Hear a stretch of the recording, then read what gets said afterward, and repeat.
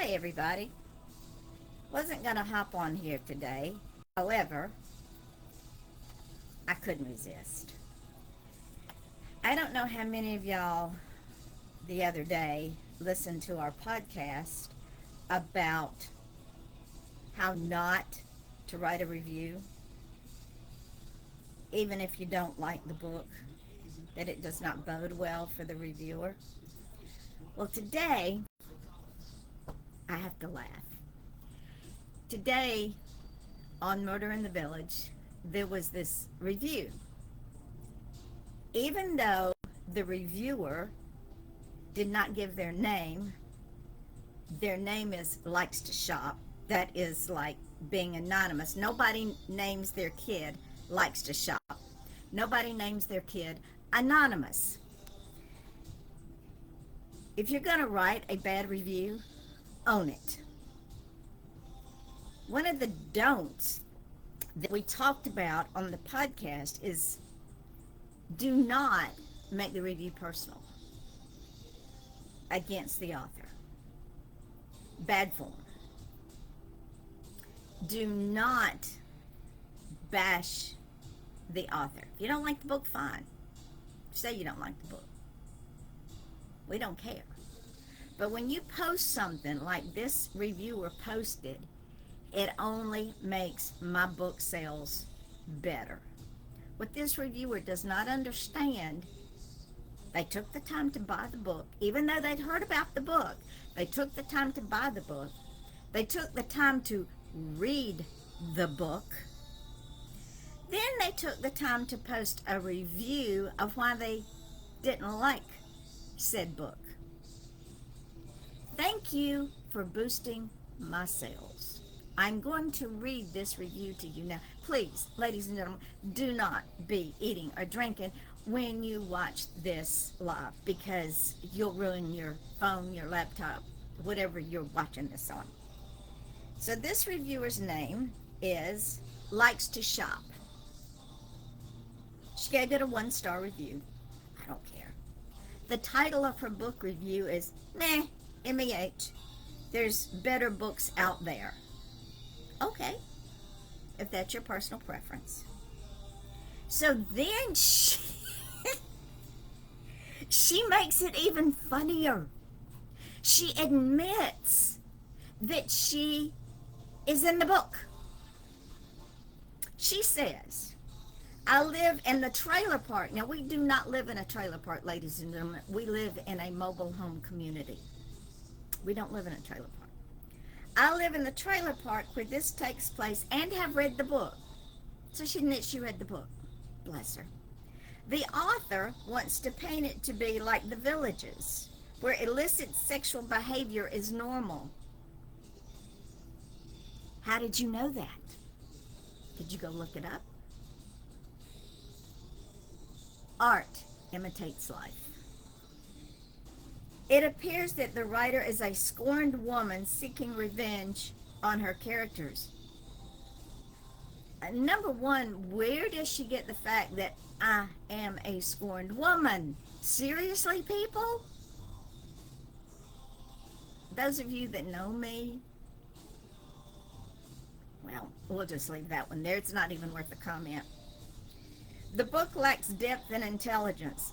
This is from the person that likes to shop.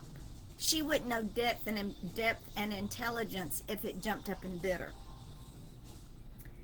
Think of the slam book that was featured in the film Mean Girls. What? It's like that, except it's like that, except it's written by an 80-year-old senior citizen. How in the name of all creation, overnight did I age 6 years? She would never make an investigator. Not a young girl. Never made that claim to fame. I haven't been young since I was 2 years old. So maybe they'll make a movie about where unhealed mean girls go to die. Are you talking about yourself? It's not how most of us want to spend the remaining years of our life. Okay, let's break this down. Number one, when we did our podcast, we were very specific about how to write a review. Number one, you leave your name. If you're going to write garbage like this, own it. Your name is not likes to shop. It is not anonymous. Number two, meh, that's not even a word. Number three, do you not know where you live? The trailer park is a half a block down. That is a trailer park. This is a mobile home community. Number two, how did you know about the villages? Did you go look it up? Did somebody else tell you? Is it going on here? Is art imitating life? Are you guilty of doing this? Do you have some secret desire to do this? That's the questions I would ask as an investigator. Then we get personal.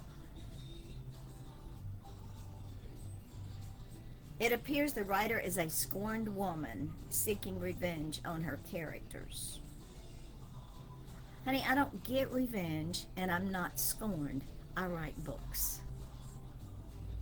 It is a satire. It is a dramedy. And if you took it personal, are you guilty? That's the question that I pose to you on the witness stand. Are you guilty? If so, these are the facts that you present as being guilty. The book lacks depth and intelligence. How do you know? How many books have you read? Are you a writer? How many books have you published? Do you even know what depth and intelligence is? Honey, I could dance around you all day long with my intelligence and leave you sitting in the dirt. You cannot string an intelligent sentence together. So you bring up the slam book featured in the film Mean Girls? Seriously? That's what you have to go on? Has nothing to do with what I've written. And then we go back to personal. If you are going to blast me for being a senior citizen, get my age right. I'm 74, not 80. I can outwork you. I can outthink you. I can outlive you. So now you want to make a movie about where unhealed mean girls go to die? You have just given me fodder for another book. Thank you very much. You have helped increase my sales because you have made people your 1-star review amongst other 5-star reviews. You have now made people want to go buy the book. And the reason you have done that is because of your personal comments, your misinformation, and your questions of, are you into that sort of thing? It is not how most of us want to spend the remaining years of our life. What does that sentence mean? You don't want to spend the remaining years of your life living in your so-called trailer park? You don't want to spend the remaining years of your life being a wannabe critic?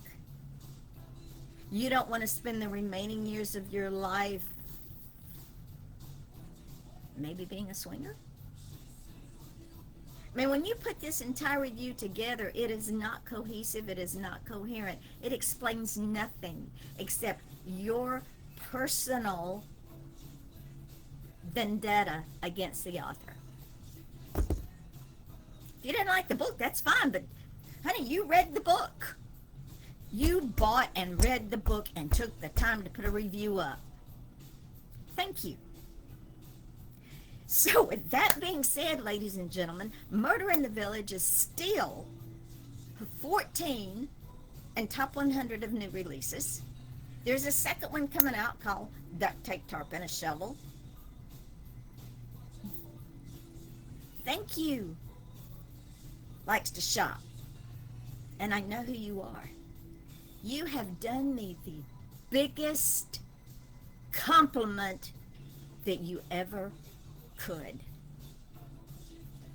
Thank you so much for buying my book and paying me and giving me fodder to use to promote my book and to write more. Where Mean Girls Go to Die.